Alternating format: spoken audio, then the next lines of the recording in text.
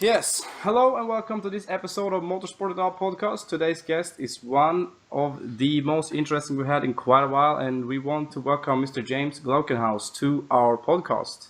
Thank you, Jim Glickenhaus. Yep.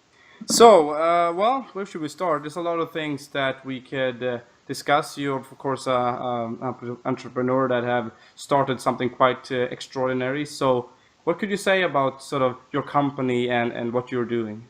Scuderia Cameron Glickenhaus has been converting race cars for road use for many years.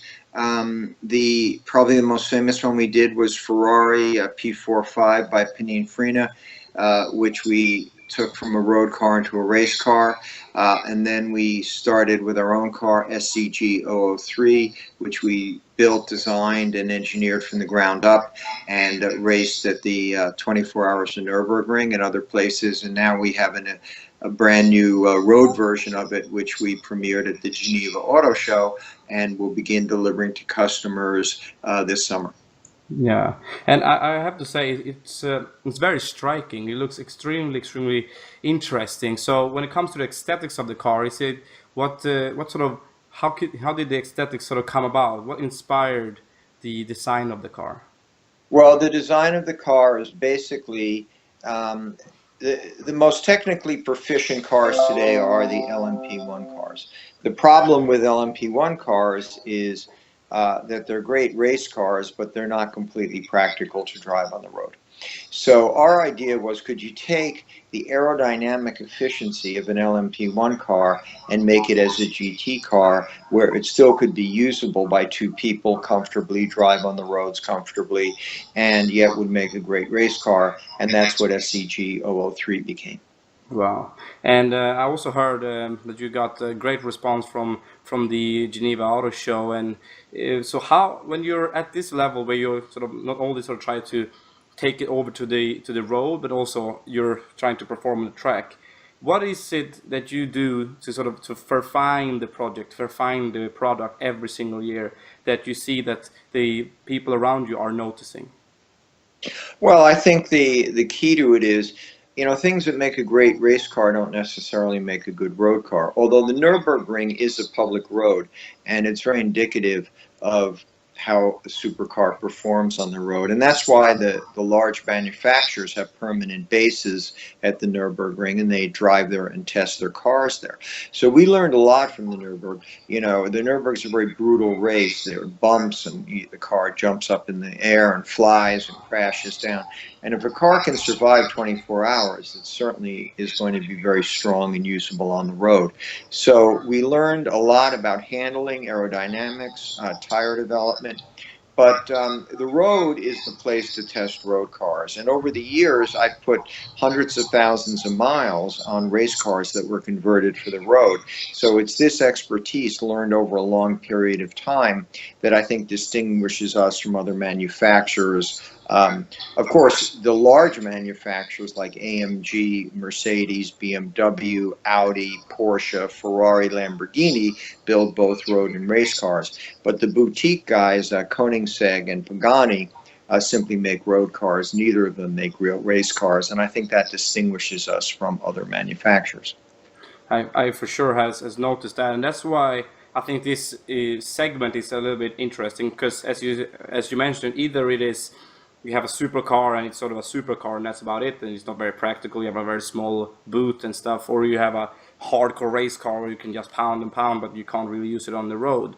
But when you sort of try to explain this now, how hard is it to sort of find a way to combine them where it sort of meets each other in a way where it doesn't overlap one another? So it's too much of that or too much of that, where it sort of unifies in the middle of it.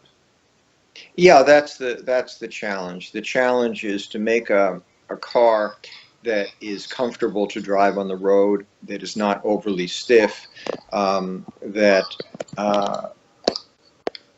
has the capabilities of running real races, and but it's in the testing and also in the design. In a road car, you want it to be able to drive in stop and go traffic without overheating.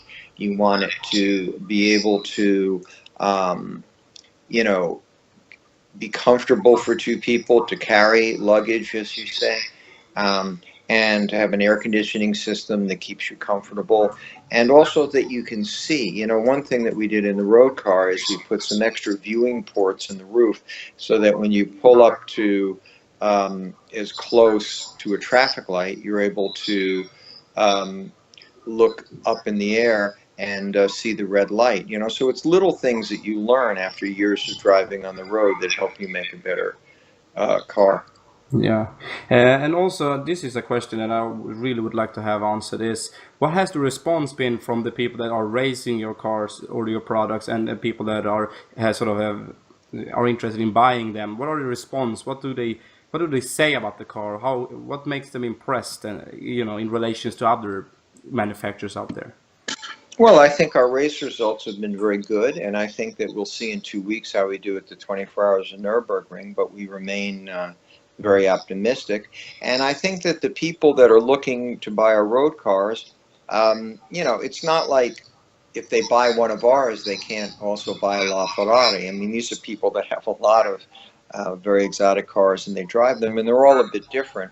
And I think the one thing about our SCG is it's a lot closer to a real race car, so that you know many manufacturers. And I also think that with its LMP1 inspired styling, it looks very cool. So this is what we try to do. Look, you know, it's like saying you want to go out to dinner, and you say, yup, and you say, okay, what do you want to eat? Do you want to go to the best French restaurant? You want to go to an Italian restaurant? You want to go to a Japanese restaurant? Or do you want a bacon cheeseburger? It's not that one's better than the other. They're different. And I think that, you know, if you look at what Christian Koenigsegg does and Horacio Pagani do, those are different than what we do. They're wonderful in their own way. It's not that one's better than another, but our cars are different than theirs. They're real race cars that can drive on the road, and that makes a difference to people, and that's, I think, what attracts our buyers. Yeah, and it's very interesting to hear because it really does drag a lot of attention as we've seen. I mentioned, you know, I've been mentioning it before, you know, with the big magazines and great responses at auto shows. So it's great to see that you're getting the publicity and the sort of acknowledgement that you deserve because, quite frankly, it is something quite special. Thank you. Another thing that we should sort of talk about is, of course, the performance of the car. You know, you're using was it a twin turbo 3.5 liter V6, if I'm not mistaken? Well, we're using that in our race car, but our road car is going to be a twin turbo 4.4 liter reverse flow motor based on the BMW race motor and the M6 motor. And in road tune, it's going to easily make about 800 horsepower and 850 Newton meters of torque. And the car is very light. You know, it's going to weigh about 1,250 kilograms. So it's a very lightweight car. And quite frankly, on road tires, it's impossible to put down more than about 700 horsepower. So all of these mega cars that produce 1,000 horsepower, et cetera, it's completely meaningless on the road. All you're doing is burning up tires and going on to traction control. So, you know, we feel we're making a lightweight sports car that really harkens back to the days before a lot of electronic intervention and electronic driving aids. So hopefully there'll be people that are interested in that. Yeah, there's usually always a market for everything out there, which is quite interesting. But it's very interesting to sort of hear how this project has sort of evolved throughout the years, and how you always try to find these bits and pieces to always make it greater. Which I of course understand, but it's also interesting to hear from you. So how that sort of comes about. Looking now forward to 2017, how do you look to raise the bar this year, as with the lots of the previous years? Well, we're always learning things from our racing. We're always continually developing the cars for evolutions of this car and perhaps even another model. And that's what we do. You know, we just try to make exciting sports cars that people will want to race and in addition will obviously want to buy, because if we can keep going and make some sales, we can keep racing. And there are a lot of places we could race. I mean, we'd love to race in the United States at Sebring and Daytona. We'd like to race at Le Mans, and I think our cars would be eligible to do that. We just need sales of road cars, additional sponsors, and people that want to race with us, and we'll do all those things. All right. So it seems like you got your future stacked out. It sounds like. Well, we hope so. We'll just see where we go. Yeah, I mean, I'm very happy for not only you but also for everybody that is involved with this project, because I think it's has a bright future, and it's gonna be interesting to see how the racing now goes. And as you mentioned before, but it really looks like a serious piece of kit that I think will be able to compete with some of the really great manufacturers out there, which we have talked about. So that is what I'm looking forward to see how you perform on the track.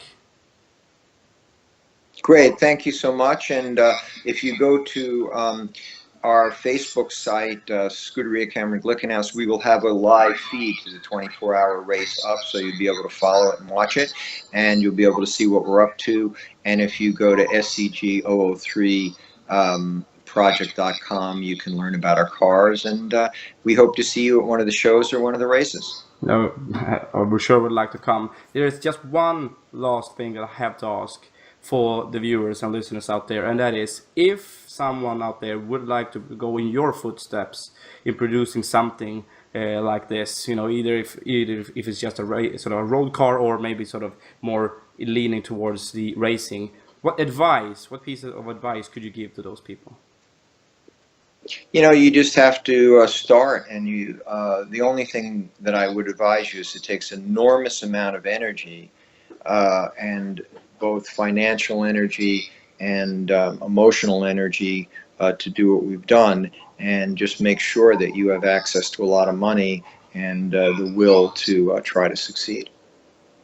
Thank you very much, James. It's been an absolute honor having you on Motorsport podcast. I wish you all the best. Hope to be able to talk to you again soon, and I wish you a great 2017.